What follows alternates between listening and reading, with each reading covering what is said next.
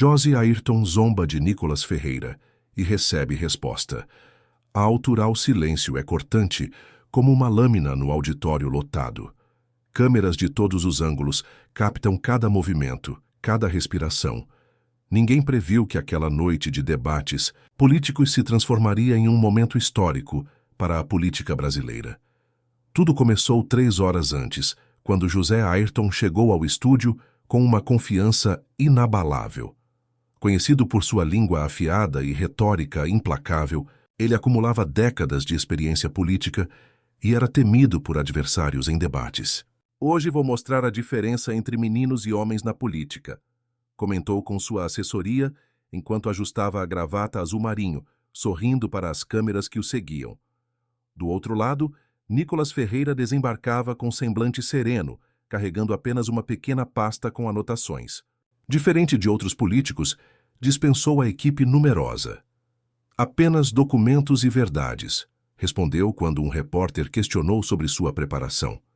Seus olhos demonstravam uma segurança que contrariava os comentários dos analistas. Políticos que previam seu massacre diante do experiente adversário. O moderador iniciou o debate com as formalidades protocolares, explicando as regras e limites de tempo. O primeiro bloco transcorreu com discussões sobre economia e desenvolvimento social, com ambos apresentando propostas e visões distintas, mas sem grandes confrontos. Os espectadores presentes e aqueles que assistiam pela televisão e internet aguardavam ansiosos pelo momento de tensão que inevitavelmente viria. Foi no segundo bloco que tudo mudou. O tema era a educação, e José Ayrton, visivelmente incomodado com o bom desempenho do jovem adversário, decidiu abandonar as propostas e partir para o ataque pessoal. Vamos ser sinceros aqui, interrompeu José Ayrton, ignorando a pergunta do moderador. O que um jovem que mal saiu das fraldas pode entender sobre os desafios estruturais da educação brasileira? Tenho mais tempo de vida pública que você tem de idade. Um sorriso sarcástico se formou em seus lábios quando completou. Talvez devesse voltar para a escola antes de querer opinar sobre ela. A plateia reagiu com uma mistura de risos e desconforto. O moderador tentou intervir, mas José Ayrton continuou. Estou cansado desta nova geração de políticos de internet que acham que alguns milhões de seguidores substituem conhecimento real. Política não é TikTok, meu jovem. Naquele momento, as câmeras capturaram algo que intrigou os espectadores. Enquanto todos esperavam uma reação explosiva, Nicolas Ferreira permaneceu calmo. Não havia raiva em seu rosto, apenas uma expressão contemplativa, quase compassiva. Ele olhou para suas anotações, depois para José Ayrton e pediu permissão ao moderador para responder. Respeito sua trajetória, deputado José Ayrton, começou Nicolas com uma voz firme que contrastava com seu semblante tranquilo. E é justamente por respeitar tanto a política que não vou devolver na mesma moeda. Não estamos aqui para trocar insultos, mas para debater ideias. Um silêncio absoluto tomou conta do auditório. Ninguém esperava aquela resposta. Quando o senhor menciona minha idade como uma fraqueza, continuou Nicolas, me faz pensar em quantos jovens assistem debates como este e se sentem desencorajados a participar da política por comentários assim. A renovação não é uma ameaça, é uma necessidade. José Ayrton tentou interromper, mas Nicolas ergueu respeitosamente a mão pedindo para concluir. Quanto aos políticos de internet, como o senhor mencionou, talvez seja hora de reconhecermos que a política precisa estar onde o povo está. E hoje, o povo está nas redes sociais buscando representantes que falem sua linguagem e entendam suas dores. O jovem deputado fez uma pausa estratégica e retirou um documento de sua pasta. Mas, já que mencionou educação, gostaria de compartilhar alguns dados. Este relatório mostra que, durante seus 4 mandatos, o senhor votou contra 7 projetos de modernização do sistema educacional. Projetos que incluíam justamente a aproximação entre tecnologia e educação. A plateia reagiu com murmúrios crescentes. José Ayrton, visivelmente desconfortável, ajustou o microfone e tentou desviar o assunto. Isso é uma distorção típica de quem não entende os trâmites legislativos. Aqueles projetos tinham problemas técnicos. Talvez, respondeu. Nicolas, com um tom respeitoso que contrastava com a firmeza de suas palavras. Ou talvez seja a demonstração de como visões cristalizadas podem bloquear inovações necessárias. Respeito sua experiência, deputado, mas experiência sem abertura para o novo se torna apenas repetição do passado. O moderador, percebendo a tensão crescente, tentou retomar o controle, anunciando o intervalo comercial. As câmeras continuaram rodando, capturando José Ayrton em uma conversa acalorada com sua equipe, enquanto Nicholas permanecia em seu lugar, revendo suas anotações com tranquilidade. Ao retornarem do intervalo, o clima era diferente. José Ayrton abandonou o sorriso confiante, substituindo-o por uma expressão mais séria.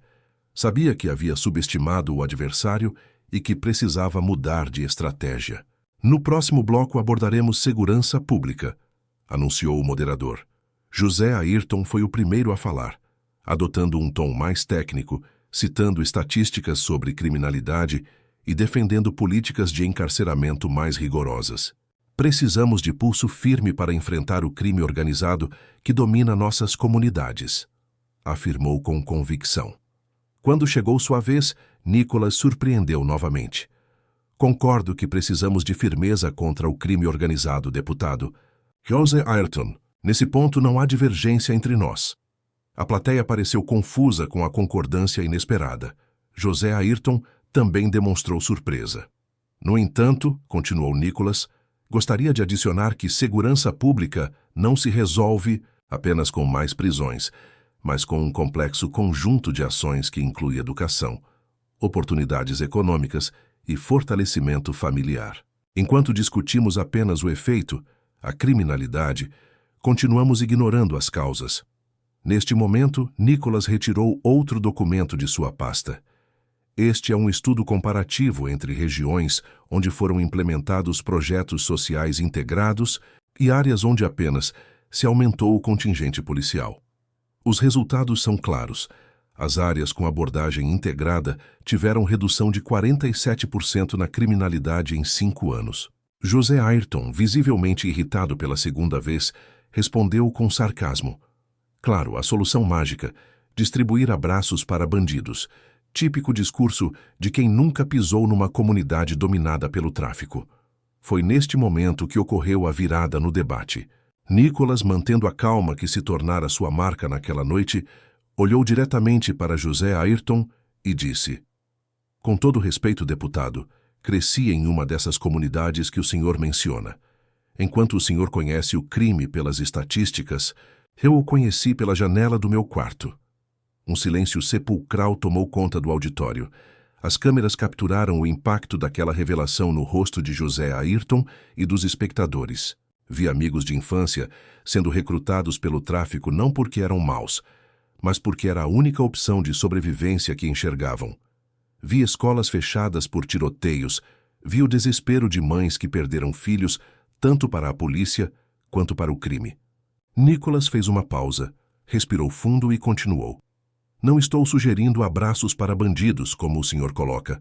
Estou defendendo políticas baseadas em evidências, não em frases de efeito. E as evidências mostram que comunidades transformadas por dentro, com participação ativa dos moradores, educação de qualidade e oportunidades reais, se tornam mais seguras sem necessidade de ocupação militar permanente. A plateia, que havia permanecido em silêncio absoluto, explodiu em aplausos espontâneos. O moderador teve que intervir pedindo ordem, mas era evidente que algo havia mudado no ambiente. José Ayrton, um político experiente, percebeu que havia cometido um erro tático. Tentou recuperar o controle. Sua história pessoal é comovente, deputado Nicholas, mas política não se faz com emoção, se faz com racionalidade e experiência.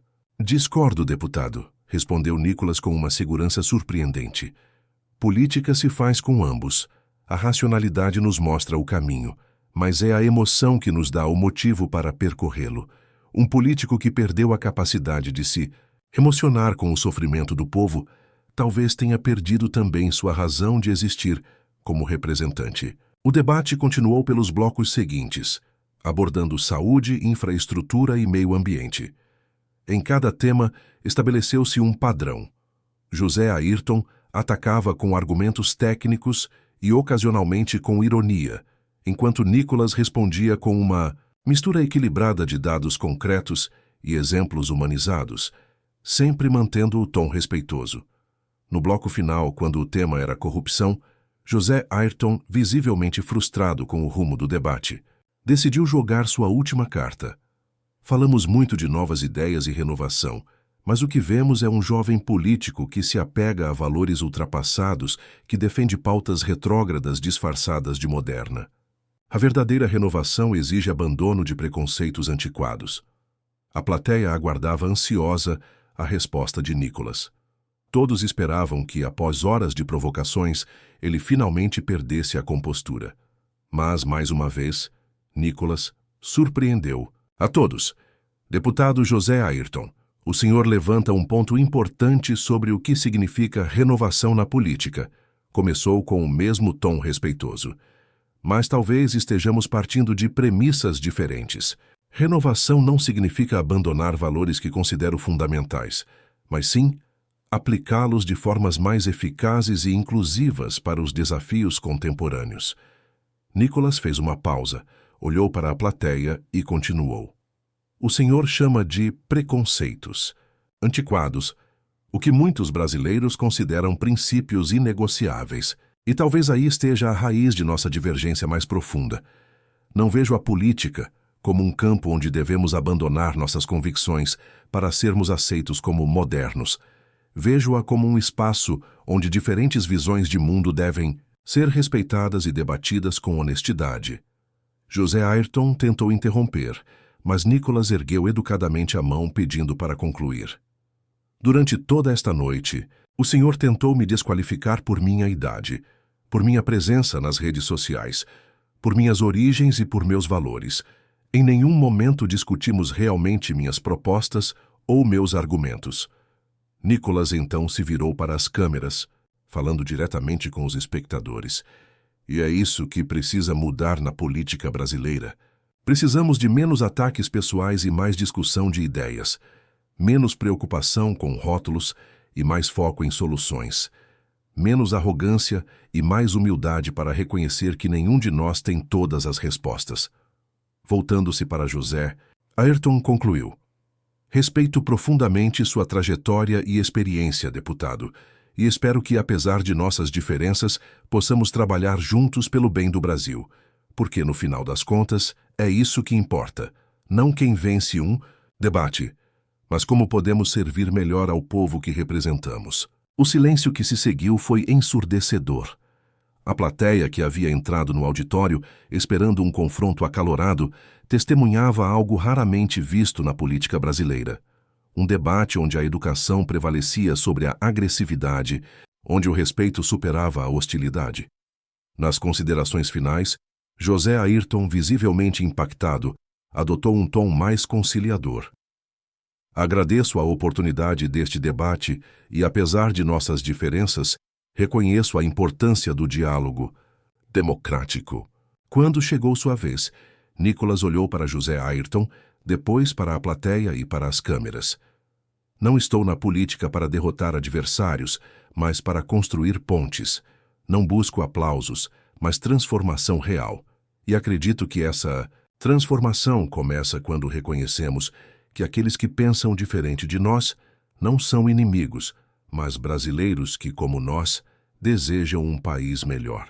Ao final do debate, enquanto a produção desmontava o cenário, José Ayrton se aproximou de Nicholas, longe dos microfones. Os cameramen, atentos, captaram o momento em que o experiente político estendeu a mão para o jovem deputado. Você me surpreendeu hoje, admitiu José Ayrton. Discordo de muitas das suas ideias, mas respeito a forma como as defende. Nicholas sorriu, aceitando o aperto de mão.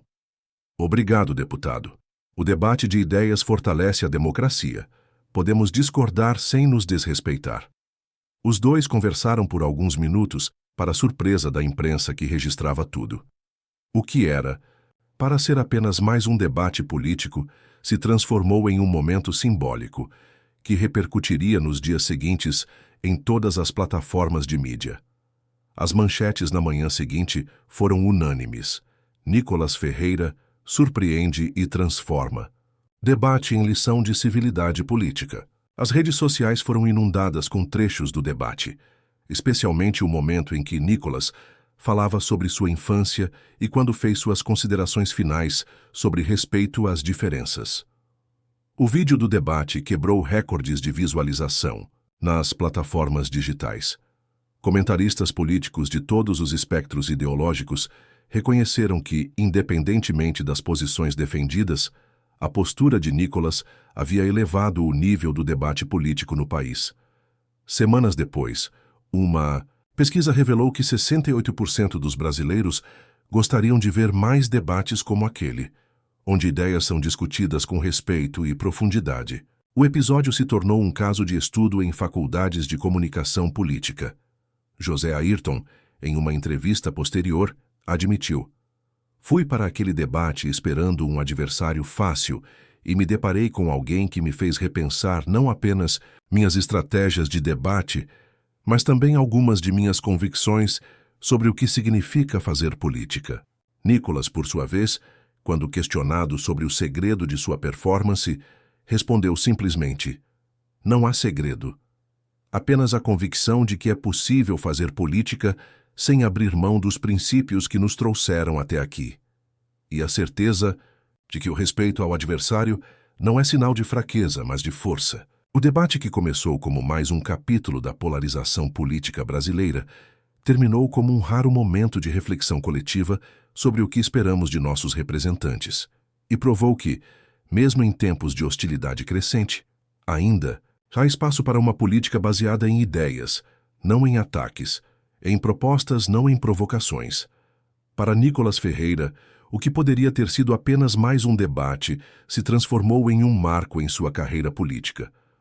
Não porque derrotou um adversário experiente, mas porque mostrou que é possível vencer mantendo a integridade e o respeito. E talvez essa seja a vitória mais importante na política contemporânea.